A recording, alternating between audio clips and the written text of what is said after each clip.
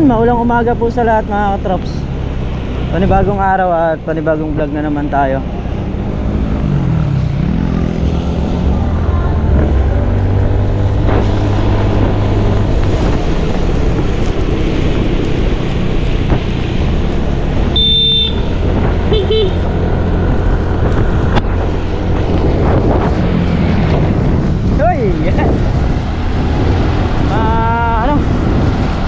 Ambon, mga troops. Pabili na rin tayo ng ulam, ng pang-almusalan saka tanghalian. Nakasingkil lang tayo ngayon, hindi makakapasok yung sasakyan doon. Inaayos ni paring Carlo yung tansi, dahil magtatansi dun sa Ampalaya, dun sa bubong. Long span. Short pan lang yun, hindi long span yun. Umuulan na naman, liligo tayo sa ulan. Pero mukhang yung ordinary ni maganda o parehas lang. Mas maganda yung binili mo doon kayo, no? Parehas lang. May tatak din yun, mas maganda yun. Ano po yun? Takawin, dalawa pa, tatlo. Tansi pa lang, 4,000 na. 1,800 saka 2,300. Buti na, ganun nabili mo, makamura ka ng 5 piso lang. Yung buo, yung blue. Oo. Kung hindi yung kilo-kilo. Yung kilo-kilo. Pero biyato ka pala. Oo.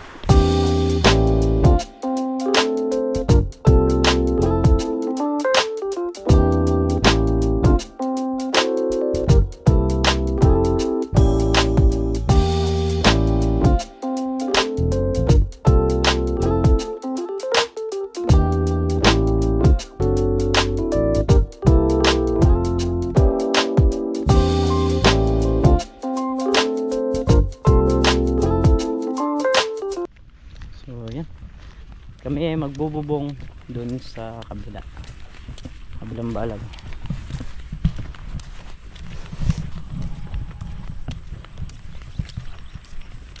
Single tayo ngayon, hindi makakapasok yung L3 dito, gawa ng maputik. Babara lang tayo rito.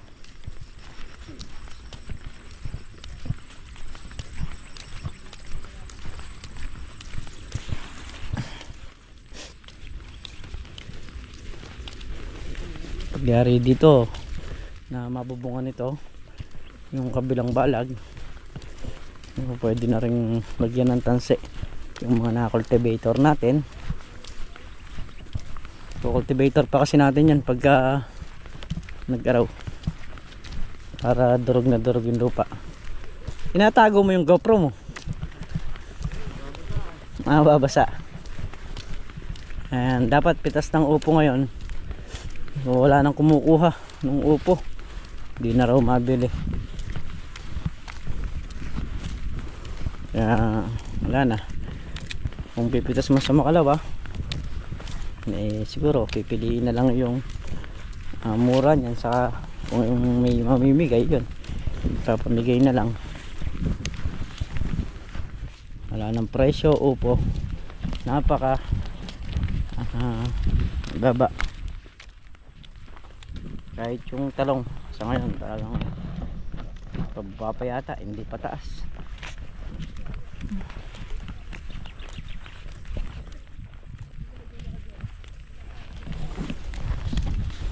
Kahapon na damuhan yan, ngayon letting naman. Hindi na raw namin ibababa, sa patutuloy na sa taas. Parang Carlo, kabilis Traps kami lalagay ng bubong.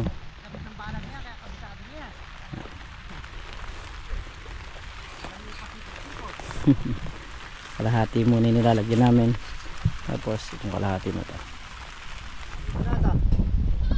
Ha? Ganda na yan. Diyos ko, mahangin. Dati yung ang palaya, mahangin.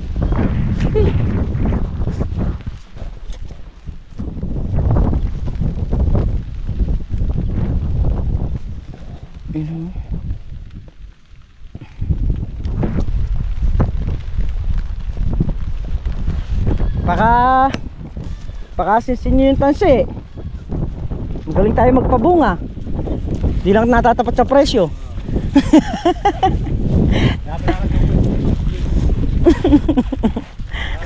Malalaglag yung mga bunga. Puro pabunga lang tayo eh. Hindi man natapat sa presyo. Aray.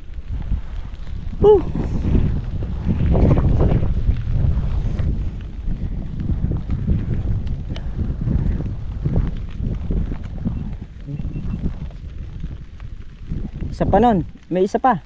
Dong. Yung meron na rin ba yan? Ayun. Ito na lang. Yung inaapakan na lang nila ito na 3 butas. At tapos na yung kalahati. So dito naman yan. Diyan naman tayo. Ang kahapon yan. Yung mga dinamoy nasa tabi ng plastic. Nandito oh. Hindi yung ulan. Talagang mamaya ko yan kasi may bagyo.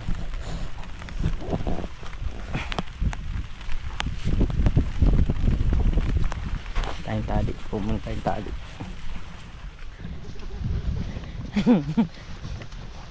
So yeah, tayo eh luluto muna tayo ng ulam mga trops kasi ay nakachineras ako kanina no ma.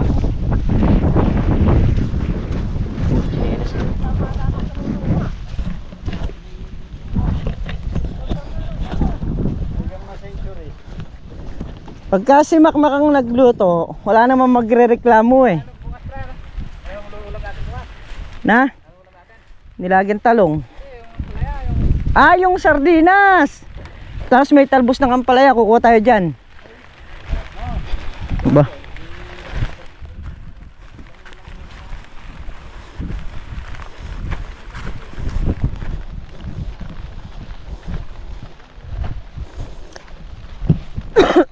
Ayan. Ay magluluto muna ng ulam. Masarap yung pre, yung sardinas dudurugin. Oh, yun.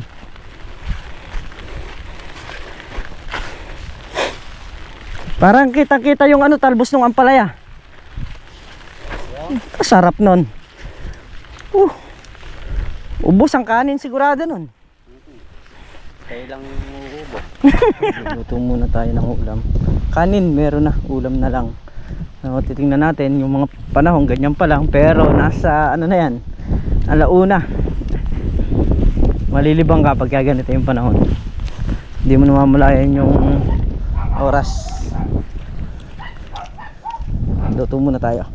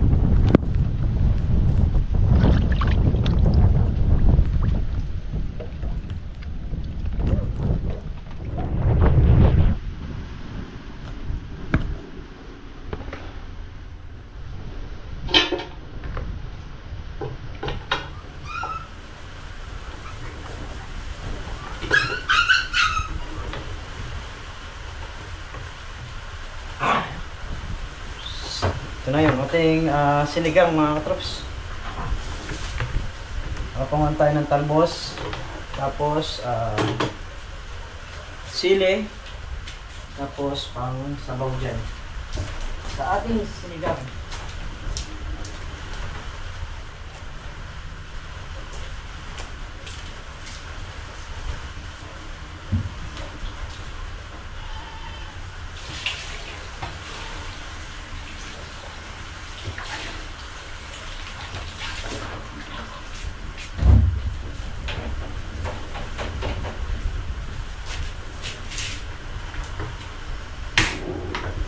Kailangan natin magsara ng pinto. Lagyan natin ng bawang, sibuyas, kakawari. Tapos sinigang.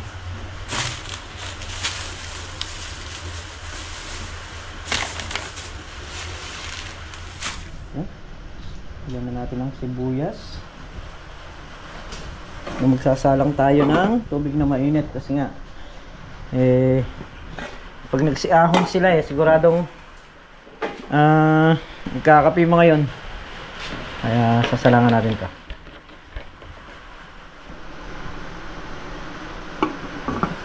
Malapit na rin kumulo. Lumakas palalo yung ulan. Sobrang sobrang ginaw. So yung mga kasamahan natin ayun, nag-ano sila, deleting pa. Ayun, nasa kubo, nakasilong. Sobrang palakas yung hangin, tapos palakas nga yung ulan. Mamaya pagka mga gininaw na yon, hindi na kaya, ayun, uuwian na rin kasi nga kailangan lang talagang mayari yung letingin doon dahil yung ampalaya medyo mataas na, sasampa na rin sa taas. Hey! Grabe ginaw.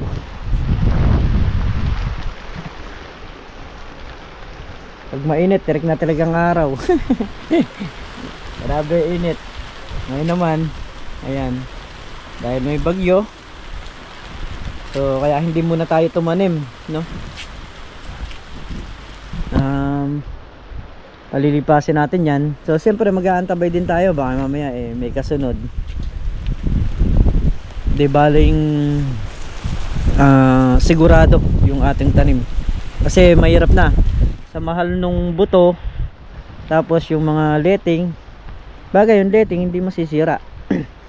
Ang masisira lang dyan yung buto pagka naitanim natin kagad. Kaya kailangan antabay din tayo dun sa panahon.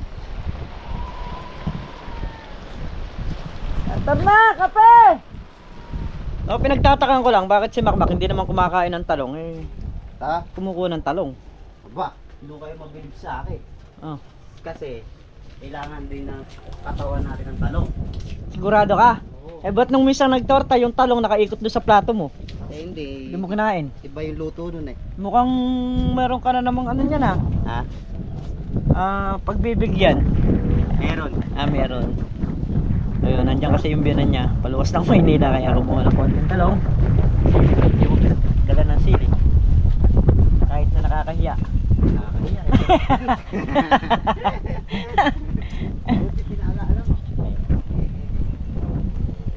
Kahit na kinuha mo lang 10 piraso, dahil may pansigang sila.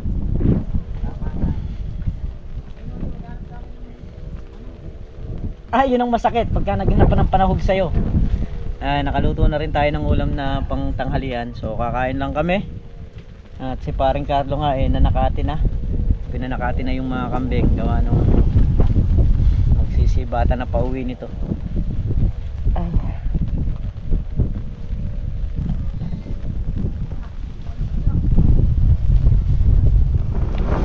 So ayan, bali nauna na silang umuwi. Tayo magmamonitor tayo ng tubig kung lumalalim ba o kung paano, kasi yung makina andito pa, kailangan nating iangat. So andito naman, dito lang tayo, paunahin na natin sila muna. Saka pagkaalam natin lalalim, tatawag na lang tayo sa kanila. Sa ngayon di pa naman siguro lalalim pagka ganyan lang yung ulan, medyo mataas pa naman yung makina natin. So yun, at di naman ganang lumalalim yung ilog mga katrops. So pauwi na tayo. Yan, alas 5 pa lang ng hapon. Ito, dire-diretso lang yung pag-ambon, no?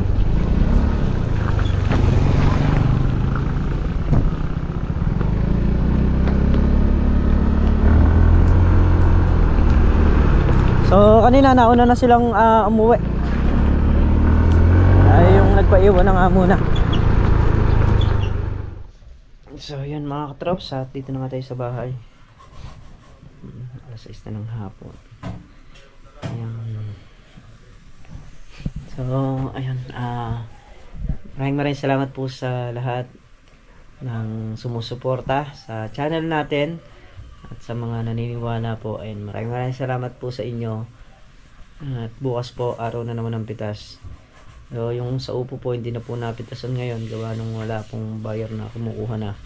At wala na rin naman po tayong avail. So, dun lang po talaga kami nakakapitas pag kami avail yung ating mga gulay ng upo. Yan. So, ayan. Kita-kita po tayo sa susunod na upload mga katrops. At mag-iingat po ang lahat palagi. Bye-bye po sa lahat.